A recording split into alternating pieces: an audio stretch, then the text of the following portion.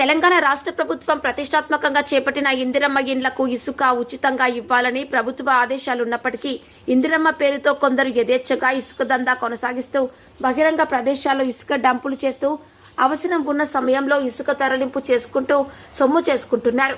దర్పల్లి మండల కేంద్రంలో ఇందిరమ్మ ఇళ్ల పేరుతో ఇసుక దందా కొనసాగుతోందని తెలుసుకున్న మండల తహసీల్దార్ టి శాంత ఇసుక డంపుల వద్దకు చేరుకుని ఇసుకను స్వాధీనపరుచుకుని సీజ్ చేశారు. అనుమతులు లేకుండా ఇందిరమ్మ ఇండ్ల పేరు మీద ఎవరైనా అక్రమ ఇసుకకు పాల్పడితే వాహనాన్ని పట్టుకుని పోలీస్ స్టేషన్ కు తరలించి సీజ్ చేస్తామని ఆమె అన్నారు.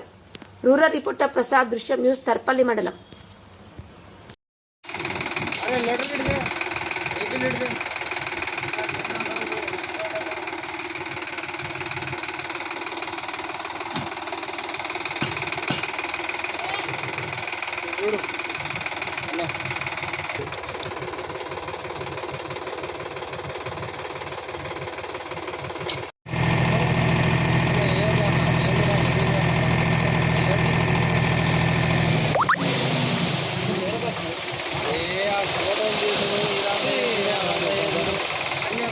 అందరం గరీబ్ వాళ్ళం, ఇదేమో గరీబ్ వాళ్ళని మరి వీరికి అలా వాళ్ళది ఏదైనా ఉంటే మాట్లాడుకోరు కానీ మనం ఏం చేస్తాం చెప్పు.